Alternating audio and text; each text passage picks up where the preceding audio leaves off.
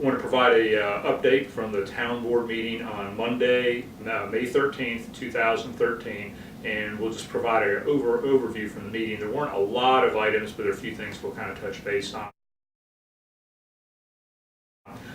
First one is the town board made an appointment to the Water Sewer Advisory Committee, and they appointed Jim Parker, who's the principal and owner of Summit Engineering and Consultants. So it'll be great to have somebody with an engineering background in addition to all the other talented folks we have on the board. So Jim will start serving on the Water Sewer Advisory Committee this month. Next item on the agenda was also the town board called a public hearing for the June 10th meeting on the food truck ordinance update. So we need to get feedback from the community. As we talked about last month, there's a business that wants to open up in the old Hillsborough plumbing location there on West Margaret Lane. You can see the construction work going on, and they want I guess a couple minor changes that would allow food trucks on private property in the historic district. So we'll be getting public comment on that, and the board called that hearing.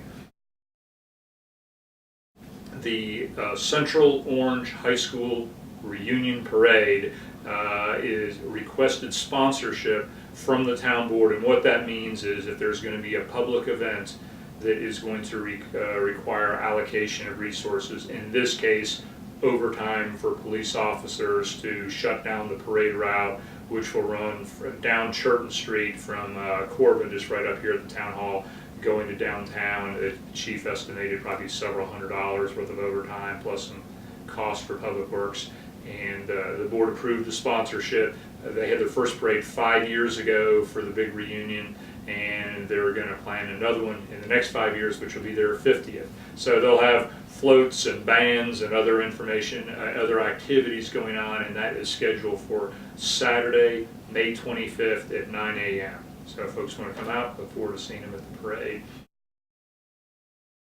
3 items relating to Special Assessment District and Waterstone as we proceed towards trying to get approval to finance the remaining infrastructure work out there, so the people in the Waterstone District will pay for that and the current residents of Hillsborough don't have to pay for that. The town board approved the assessment roll, which is basically the lien and charge on the properties out there to start that process. So that's official, basically official. There'll be a lien on those properties. Well, they will have to pay a certain amount, once a year for 10.5 years to get that taken care of. So that was a technical component that needed to be taken care of. Another one was passing or adopting a policy outlining the situations in which the town board would consider using a special assessment district. So that took place, and then the third and final item regarding the SAD was the approval of basically a collection agreement with Orange County. Since they already have tax collection capabilities and perform the same function, they will do that function, collecting the assessments annually, and they'll charge, I think, 3%, which is, I believe, similar to what they do for tax collection. So that was great. So we got 3 more things taken care of. It goes to the Local Government Commission for consideration of approval in early June. As we mentioned in the meeting, there has not been one of these in the state before. The legislation allowing it ends at the end of the month, so it's a race to try to get everything in time, and we're working with the developers and hoping they can get everything in and it gets approval. We just found out 2 days ago that there is a bill in the Senate, in the state Senate, that would extend it for an additional 2 years, which would give everybody more time to get this in. It looks like it's going to make the crossover, which means when the House or the Senate approves the bill, it gets out of committee and approves, then it goes to the other side for consideration. So there's a chance that it may get extended, which would be great, gives everybody a little bit more flexibility. So that's been an ongoing effort. Last item that was there was a major discussion about. The chief of police addressed the town board and asked the board for direction on whether or not to apply for a grant opportunity that has become available. His conceptual proposal was to hire 2 additional police officers to serve as school resource officers in our 4 elementary schools. Traditionally, you see SROs, school resource officers, in the high school or in the middle schools, but you don't often see them in elementary schools. And of course, the tragedy at Sandy Hook at the end of the year has precipitated a lot, or caused a lot of discussion to take place nationally on this. So what the grant opportunity would do would be to pay for these two positions for 3 years, up to 75% of salary and benefits. And Chief Hampton has been in discussion with the school superintendent and other folks exploring ideas on how to bolster school safety, especially for the younger kids who can't take care of themselves if something happens. And we're going to explore this with the school system. That was one of the things the town board said. We're really interested in the idea, but we need to make sure that we get participation not just during the 3-year period, but when the grant runs out, and then it's a $120,000 a year expense. And we will find out what type of interest there is from the school system, as I think the town board feels like we, meaning the town, should be willing to absorb some of the costs, but since most of the benefits are going to be going to the school system, we need to get their participation. But we're going to work on that. The board was sufficiently interested. They directed the chief to complete the grant application process, and more specifically, some interesting things that he pointed out. The Hillsborough Police Department has always been really good about interacting with the schools, especially considering how few police officers we have in a small town. There's a large number of classes that have adopted cop, that our officers have adopted one, or I think in some cases more classes. Even the chief ran into him at Hillsborough Elementary. He had adopted a class and he's been really active. They work with traffic control. They provide, they go in and do lectures and talks and a variety of different things. They help with